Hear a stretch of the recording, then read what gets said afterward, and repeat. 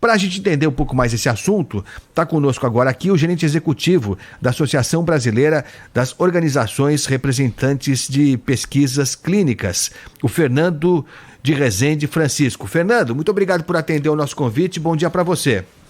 Bom dia, Agostinho. É um prazer falar com vocês. Bom, a organização que participou dessa discussão, né? Fernando, eu queria que você falasse um pouco, a gente voltasse um pouco lá atrás, porque há muito preconceito, há muita desinformação, né? Quando se fala de cannabis, de canabidiol, as pessoas associam com droga, enfim, droga ilícita, essas discussões que, quando surgem, né? Surgem sempre de forma enviesada, né? A gente precisa discutir o uso, até se for o caso, de liberação de droga, enfim, eventualmente, há países que discutem isso com seriedade. Mas nesse caso aqui, estamos falando de medicamento, né? Então eu queria que você falasse um pouco sobre isso, o que já há de concreto sobre a eficácia de medicamentos à base de cannabis. Fernando? Claro, vamos lá. O assunto geralmente ele é polêmico. Ele é polêmico no sentido dele envolver a maconha. Então as pessoas costumam confundir muito o uso medicinal de cannabis com o uso recreativo, né, da tão conhecida maconha. E não tem nada a ver. O que eles têm de relação é que vem da mesma planta. Mas quando nós falamos do uso medicinal da cannabis, nós estamos falando de um medicamento que vem sendo muito estudado cientificamente, e vem mostrando resultados incríveis. Geralmente, ele demonstra os melhores resultados quando os pacientes já fazem uso de medicamentos que existem, e esses medicamentos não fazem o efeito desejado, e o médico começa a buscar outras alternativas, e a cannabis vem mostrando um resultado muito bom para muitas doenças.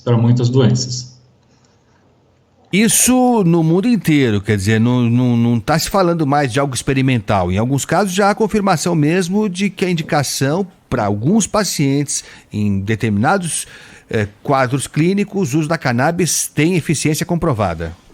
Perfeitamente, exatamente. Tanto que a resolução do Conselho Federal de Medicina já apontava ali alguns casos em que eles liberavam o médico para continuar fazendo uso da cannabis medicinal com seus pacientes, ou seja, naquelas indicações você já tem uma comprovação científica muito consistente. E qual é o grande problema da resolução que foi suspensa ontem, né, do Conselho Federal de Medicina? Eles tiravam a prerrogativa médica de fazer uso de uma medicação que seria, como eu disse, é a prerrogativa médica, ou seja, o médico ele é o profissional habilitado para fazer uso da medicação naquelas indicações que nós chamamos de off-label, ou seja, aquelas indicações que não estão na bula do produto. O médico ele consegue, na dinâmica entre médico e paciente, naquele relacionamento, ele consegue avaliar caso a caso, né, e tomar a decisão do uso ou não de um determinado medicamento. E a resolução do Conselho Federal de Medicina veio cercear esse direito médico, né? Ali foi o ponto principal que gerou aí muito descontentamento de médicos, de pacientes e de todo o setor de saúde, né, no geral. Foi esse o grande problema da resolução. Ô Fernando, quando a gente fala de uso off-label, quer dizer, fora da bula, e quando se fala da autonomia do médico, que é basicamente o que você está falando em relação ao canabidiol, eu lembrei aqui da discussão envolvendo a cloroquina, né? No período da pandemia, enfim, houve uma discussão que passou mais ou menos por aí. Se falava assim, não, e a autonomia do médico? Ele pode prescrever a cloroquina, a hidroxicloroquina contra a Covid-19. Mas aí me parece que há uma diferença que é crucial, e eu quero que você me corrija se eu estiver errado e coloque a sua posição, porque no caso da cloroquina e da hidroxicloroquina para o combate à Covid-19, não havia nenhuma indicação, não havia nada que recomendasse, que mostrasse eficiência desses medicamentos naquele caso, né, Fernando? O caso da cloroquina foi bastante delicado.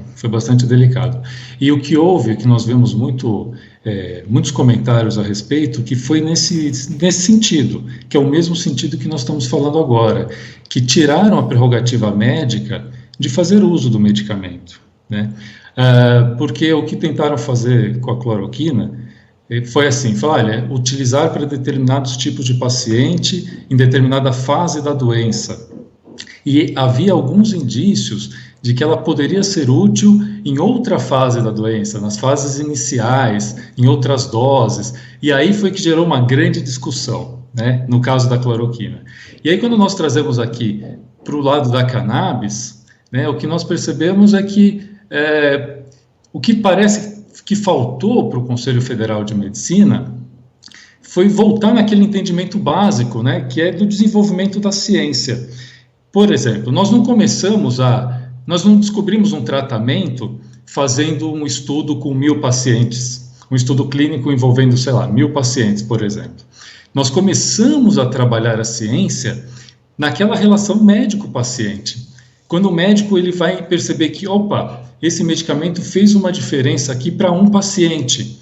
Será que vai fazer diferença para 2 pacientes? Para 3? Ou seja, o estudo de um caso, que depois vai ser relatado, né, na literatura médica, isso vai gerar atenção para um novo tratamento ou uma nova forma de uso de um medicamento já conhecido, e a partir dali você vai dando outros passos e vai avançando a ciência, né, vai gerando evidências que aí vão dando segurança, né, para que o medicamento seja, então, tenha uma nova indicação, ou seja, seja usado por mais pessoas. Né? Então, esse que foi o ponto que faltou, foi essa construção do conhecimento, né? Construção da ciência, construção de evidências que garantam, né, a segurança e a eficácia de um medicamento, que é o que faz a pesquisa clínica. Né? No fim do dia, os estudos clínicos são feitos para isso, para gerar dados que comprovem a segurança e a eficácia. Enfim, foi esse o imbróglio que foi causado agora com relação à cannabis. Foi isso que a gente acabou de viver. Agora, Fernando, essas idas e vindas, né, que eu fico imaginando, eu até conheço famílias que fazem uso, né? Conheço, por coincidência, né? De repente você tem informação de uma pessoa que está fazendo uso, né? No caso, só para não entrar em detalhes, porque não é nem necessário, mas é uma criança que tem problemas, e, enfim, e que mudou da água para o vinho. Era uma criança violenta, agredia a mãe, um negócio, um quadro bastante delicado mesmo, bem delicado mesmo, sem outras alternativas, foi buscado um pouco de tudo ali. E só com o uso da cannabis medicinal é que essa criança virou uma pessoa tratável, né? Uma pessoa que dá para você lidar com ela, que consegue frequentar um ambiente escolar, até ter um relacionamento ainda difícil, mas muito melhor com a família. Agora, por que nós temos essas idas e vindas? Eu imagino para a família que estava fazendo uso, de repente, essa decisão de que agora não vai poder usar mais, ou vai ser muito mais restrito o uso. Deve ser um susto, né? Você vira a vida de ponta cabeça. Por que nós temos ainda essas idas e vindas de repente? Há uma mudança, há uma diferença muito grande, Fernando, entre a legislação brasileira e de outros países que fazem uso da cannabis? Existe diferença, sim, existe. A cannabis o que a gente está vivendo hoje é a construção, né, desse conhecimento científico com relação à cannabis. Então, a gente ainda não conhece, né, com nitidez todos os usos possíveis, como ela age em diferentes organismos, ou seja, numa criança, em um idoso, em um adulto, ou pessoas de diferentes etnias, ou seja, esse conhecimento está em construção. Mas o que nós vemos, o que é muito motivador, são casos como esse que você relatou, né?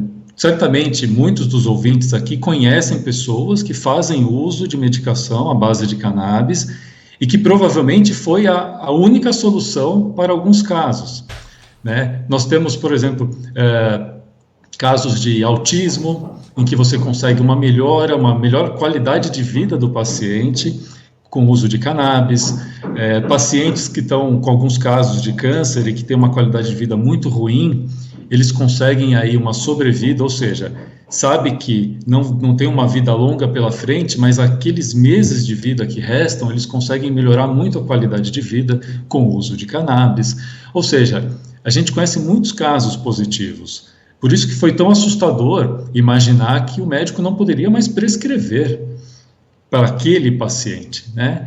E isso foi bastante preocupante para o setor, para essas famílias que hoje vivem uma situação que precisam fazer uso de cannabis. Isso foi bastante assustador, sem dúvida. Mas eu quero ressaltar aqui que o Conselho Federal Conselho Federal de Medicina agiu com muita rapidez quando percebeu que a resolução ia contra os interesses da própria classe médica, da sociedade. Eles agiram com muita rapidez e muita sabedoria, né? E não tiveram dúvidas em suspender a resolução para ampliar a discussão a respeito do tema. O que eles viram foi que eles fizeram uma resolução que não teve a devida discussão com o setor como deveria ter tido. Mas com certeza agora o Conselho vai gerar outras audiências, outras situações em que vai poder discutir a fundo o tema e ouvir mais tanto a classe médica quanto a sociedade. Nós estamos conversando aqui na Rádio Bandeirantes com o Fernando de Rezende Francisco, que é gerente executivo da Associação Brasileira das Organizações Representativas de Pesquisa Clínica, sobre essa questão do uso da cannabis medicinal. Eu queria daqui a pouquinho falar um pouco mais de como vai ser essa discussão, né, para que se garanta esse direito, se amplie, enfim, se crie algo mais estável, né, porque acho que é isso que precisa, né, não pode ficar vivendo de sobressaltos, uma decisão aqui, outra acolá. Mas eu queria que você falasse um pouco de como é que é a vida da pessoa que faz uso, da família que faz uso, porque eu não sei se é tão fácil assim você conseguir o medicamento. Como é que funciona? A pessoa que está fazendo um tratamento... Aliás, quais são os tratamentos em que a cannabis se mostra mais eficaz, hein, Fernando? São muitos. Como eu comentei agora, a gente tem casos de autismo que você consegue levar uma melhor qualidade de vida para aquele indivíduo autista, que ele consegue uma melhor interação social, isso com a própria família, com pessoas próximas na escola. Você tem esses casos também, como eu falei, de casos de câncer, em que a pessoa consegue ter uma melhor qualidade de vida, porque a cannabis vai ajudá-lo a estabilizar, vamos dizer assim, trazer um equilíbrio para o organismo, né? Não quero dizer que ela vai tratar o câncer, não é esse o foco. Na verdade, ela vai trazer equilíbrio para aquele organismo que está combatendo o mal, né? Que está combatendo a doença, né? Você tem muitos casos de epilepsia, e a cannabis, ela é muito usada. Nós temos hoje, né, existe no mundo centenas, milhares de doenças raras. E o que são as doenças raras? São síndromes que são diagnosticadas, e para essas síndromes você não tem medicações, muitas vezes, na maioria das vezes, medicações já desenvolvidas.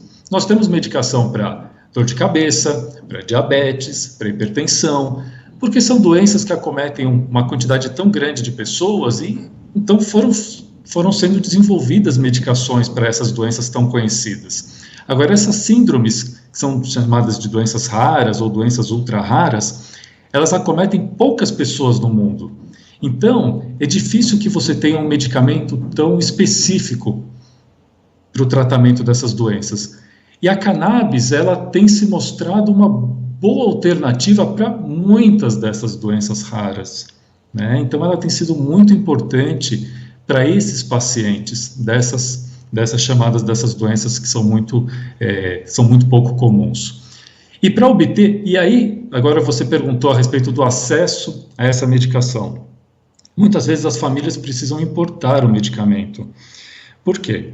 Porque o cultivo, existe muita ciência por trás da cannabis. E esse é um ponto importante, acho muito bacana trazer aqui para os ouvintes.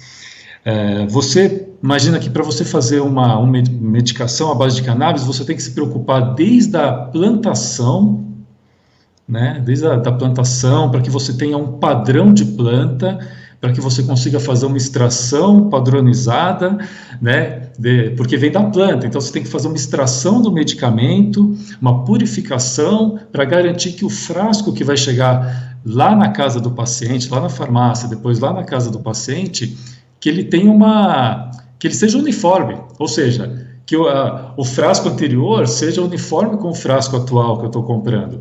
Então, é um processo muito difícil.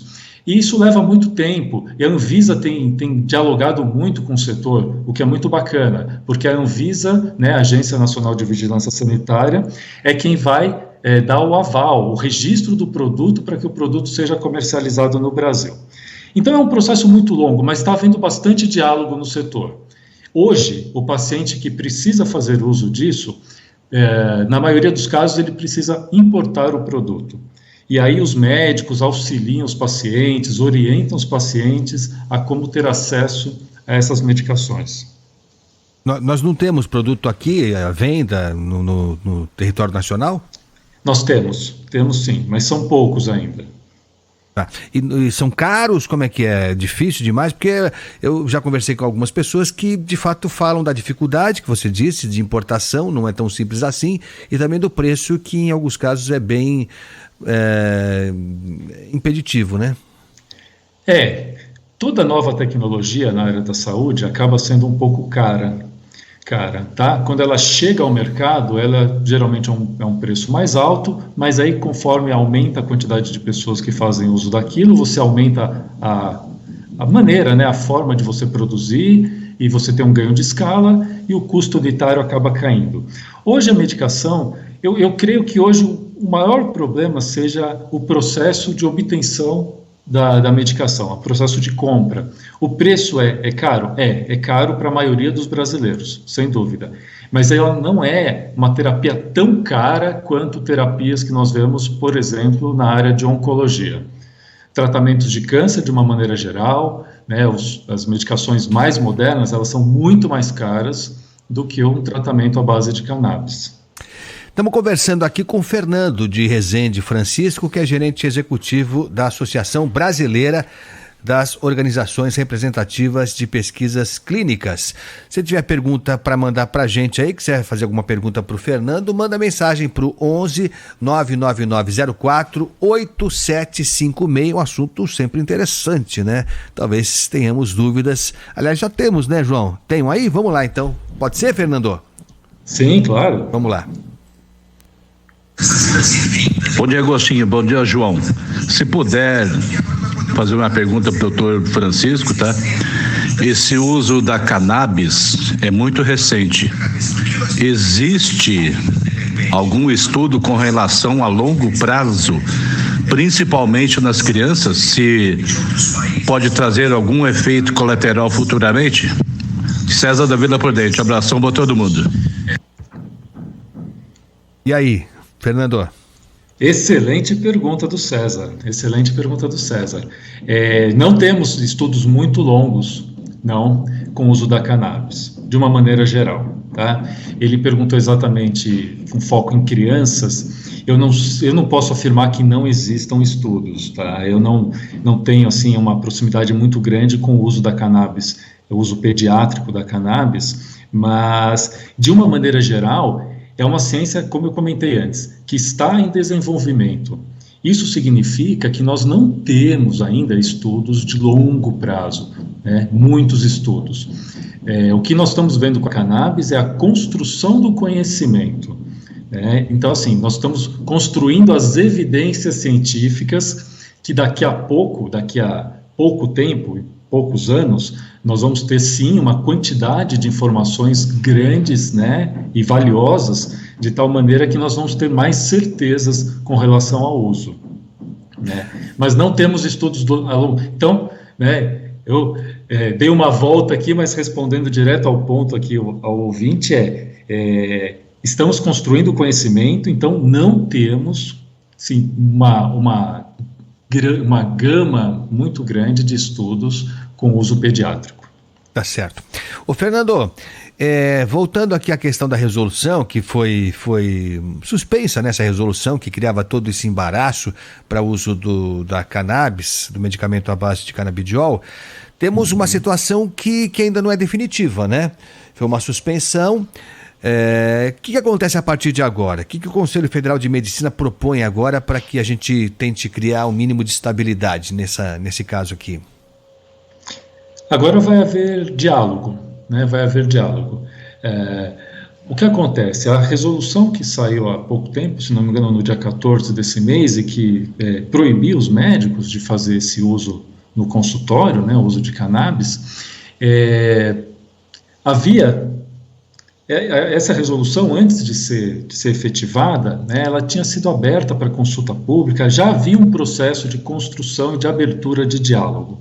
Apesar disso, a resolução que foi confirmada pelo Conselho Federal de Medicina foi muito contra ao verdadeiro interesse da sociedade. Esse que é o ponto importante, ou seja, foi contra os médicos, e foi contra os pacientes, e foi contra a sociedade de uma maneira geral. Então, o que o Conselho fez com essa suspensão foi abrir de novo, agora vai abrir para o diálogo. Então, provavelmente, o que vão ser organizados vão ser eventos para que o Conselho Federal de Medicina ouça um pouco mais os médicos envolvidos no tema. Os médicos, eles devem procurar o Conselho Federal de Medicina para mostrar todos os benefícios que eles têm visto no consultório do uso de cannabis, né, e mostrar então para o Conselho que a suspensão foi uma ação bastante errada. E aí o que nós imaginamos é que em uma próxima resolução vai ser, de novo, né, vai ser permitido que os médicos possam seguir fazendo uso da cannabis, como eu comentei, né, o uso off-label. Então, assim, agora a gente deve passar por um processo de diálogo, para aí depois a gente ter uma nova resolução do CFM. Bom, só para deixar bem claro, até que algo novo aconteça, por enquanto volta tudo à forma antiga. Quer dizer, o médico continua tendo autonomia para indicar, prescrever nos casos que ele achar adequado. Exatamente. O que houve saiu uma resolução no dia 14, houve bastante, como se diz assim, o setor foi contra a resolução, fizeram muitos comunicados ao Conselho Federal de Medicina para que aquilo fosse revogado e tal. O Conselho Federal de Medicina emitiu uma nova nota, uma nova resolução, dizendo o seguinte, que abriria para consulta pública o processo para essa reformulação, mas sem suspender, ou seja, nesse período, até que tivéssemos uma nova resolução, os médicos estavam proibidos de fazer uso da cannabis, né? Isso gerou, de novo, uma série de reclamações, até que ontem eles disseram que iam suspender, né? E saiu no Diário Oficial da União, ou seja, está suspensa essa resolução. Portanto, os médicos, eles podem seguir com seus tratamentos, né, prescrevendo cannabis, os pacientes vão continuar podendo receber esse receituário, vão poder continuar fazendo uso da cannabis medicinal. Legal. Fernando, tem mais pergunta aqui do nosso ouvinte, que mandou mensagem pelo nosso WhatsApp. Vamos lá? Vamos lá. Olá, Agostinho, bom dia. Claudio do Morumbi. Agostinho, pergunta ao doutor, no caso do uso do canabidiol em crianças com a síndrome de Krabbe, que é uma doença muito rara, se pode surgir algum efeito positivo ou não, nesse caso, doença de Krabbe. Obrigado, Agostinho, bom dia a todos. E aí, deu para entender? Deu para entender, sim, deu para entender. Vamos lá. E a resposta vai ser bastante simples, né? Eu não posso afirmar que o efeito é positivo ou que o efeito é negativo. Essa pergunta do ouvinte é necessário que ele faça para um médico em consulta, né? Um médico que acompanha essa criança, que saiba todo o histórico dela, um médico que tenha feito a correta anamnese, né? Que tenha feito todos os exames necessários para conhecer aquele paciente. E aí o médico vai poder tomar a decisão correta, se o uso faz sentido, se não faz sentido, se ele pode prescrever ou não pode prescrever. Tá? Então, essa é uma pergunta que tem que ser endereçada para um médico em consulta. Perfeito. Fernando, qual que é a sua formação a propósito? Eu sou farmacêutico bioquímico e atuo na área de pesquisa clínica há pouco mais de 20 anos. E foi essa convivência como farmacêutico que te fez entrar na Associação Brasileira dessas organizações? Foi, exatamente. A pesquisa clínica é aquela fase, né, do desenvolvimento de um medicamento em que você faz testes com seres humanos. Então, o estudo clínico já é a ponta final do desenvolvimento de um novo medicamento, né? O desenvolvimento de um novo medicamento começa com estudos de bancada, que você faz, que a gente chama in vitro, faz em laboratórios. Aí, conforme vai evoluindo o conhecimento com relação à ação, né, daquele medicamento, você passa a fazer testes em vivo, modelos animais ou em células, né? E até que chega num ponto que você vai ter que verificar a eficácia e a segurança do medicamento. E aí não tem como a gente fazer isso no laboratório. Então, aí nós precisamos fazer direto no ser humano. E são várias etapas, isso é tudo feito com muita segurança, né, com acompanhamento ético muito forte.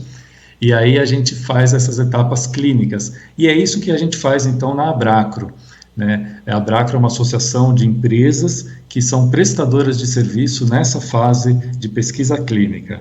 É uma área muito interessante, é uma área bastante desafiadora, mas que eu gosto muito de atuar. Imagino. E se contando isso, bom, você contou rapidinho, mas são várias etapas, é uma coisa, enfim, né? Dá para imaginar a importância, a relevância e o cuidado com que esse processo todo tem que ser feito. Mas quando você fala isso, a gente percebe como foi fantástico o trabalho que aconteceu durante a pandemia da Covid-19, né? Como se conseguiu queimar etapas. É lógico que a premência da situação exigia mesmo, né?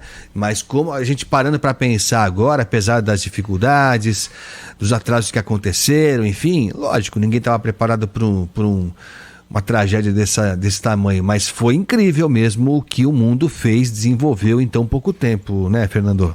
Foi incrível, foi incrível. Situações de grande estresse, né, no mundo acabam gerando tecnologias.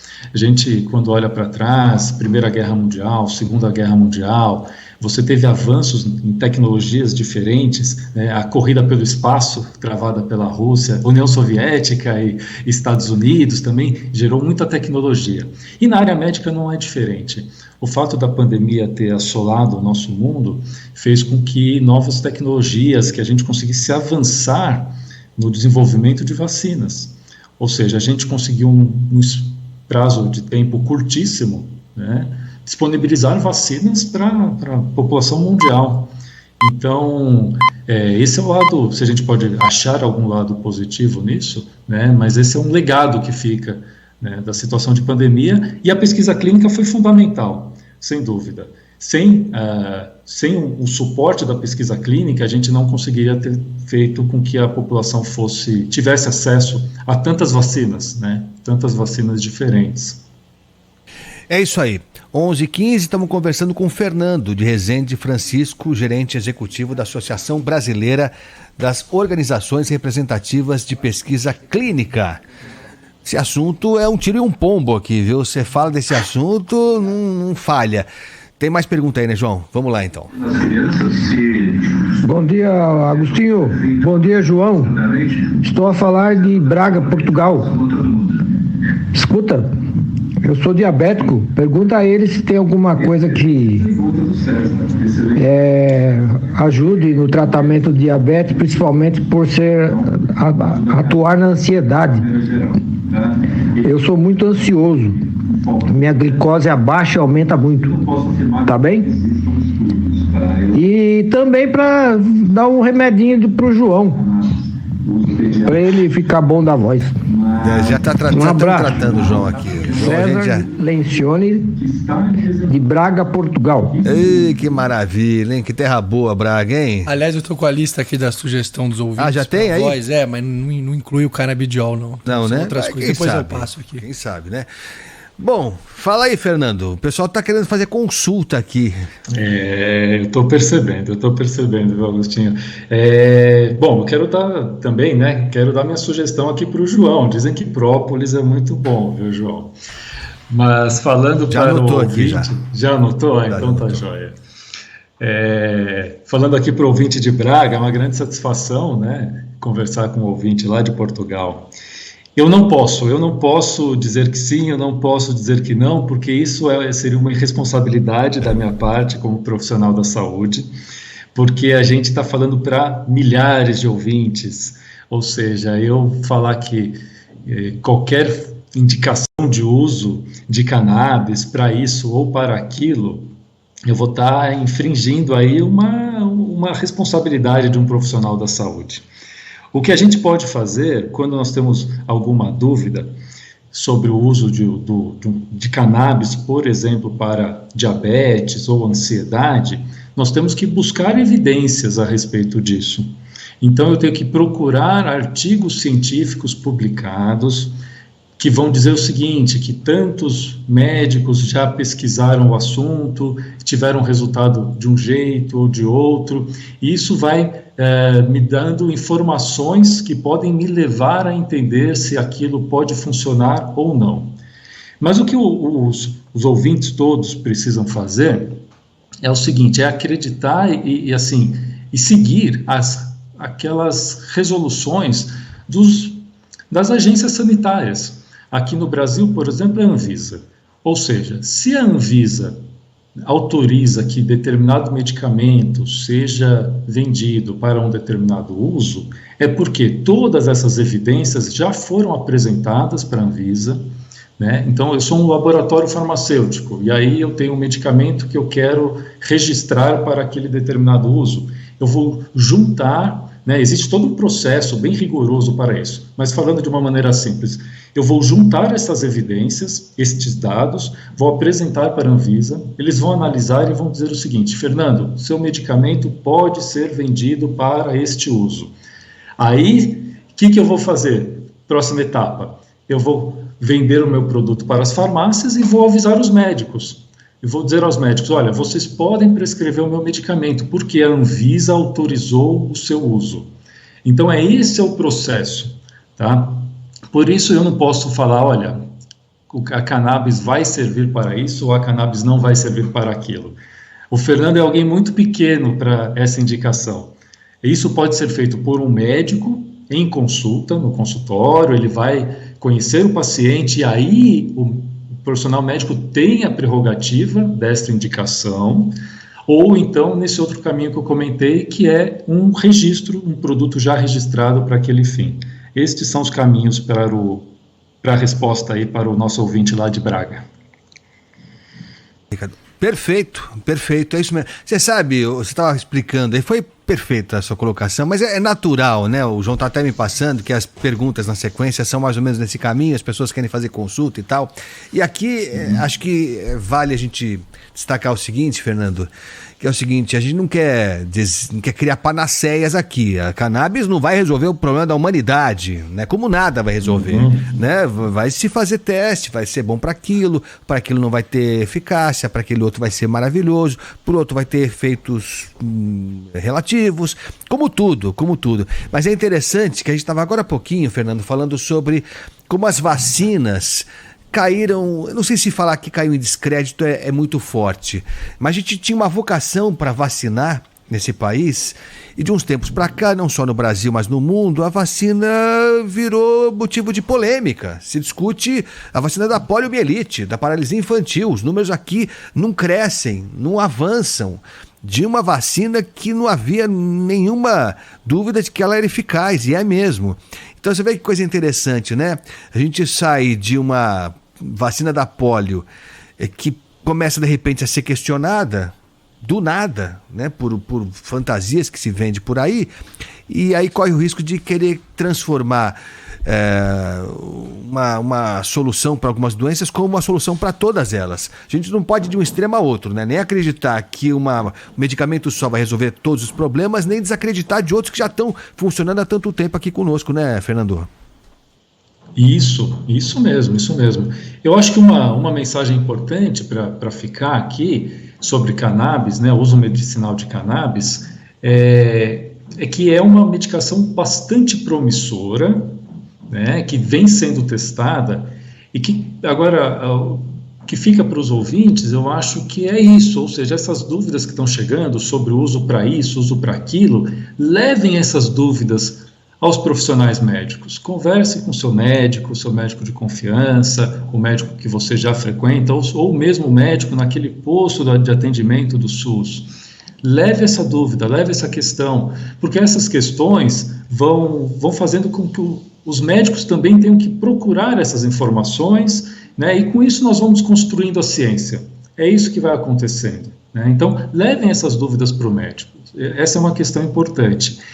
E agora, com relação às vacinas, é lamentável que a gente coloque em xeque vacinas tão usadas há décadas, né? Há décadas, ou que pessoas acreditem que não precisem se vacinar, e aí entra em disputa, a gente coloca nessa conversa questões políticas ou questões de liberdade.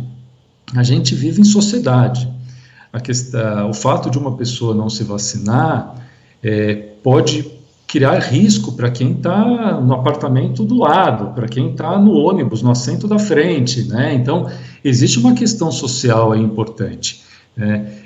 Mas a gente não vê com bons olhos o fato de pessoas botarem vacinas em xeque, especialmente as vacinas já tão testadas, né? E tão comprovadamente eficazes e seguras. Essa é uma pena. E como você comentou, é um movimento mundial, né, que nós vemos não só pontos aqui pelo Brasil, mas a gente vê isso também em outros países, a gente vê na Europa, vê nos Estados Unidos também esse tipo de questionamento.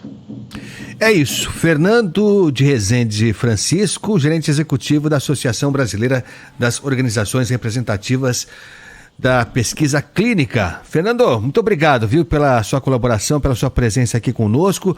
Acho que uma primeira conversa a gente percebeu que temos que quebrar algumas barreiras, né? E acho que a participação do ouvinte mostrou isso. As pessoas estão interessadas em saber mais. Isso já é um belíssimo começo, né, Fernando? Sem dúvida, sem dúvida. É isso mesmo. Obrigado, eu agradeço, viu? Pelo convite e foi um grande prazer participar. Valeu, até a próxima então. Abração para você.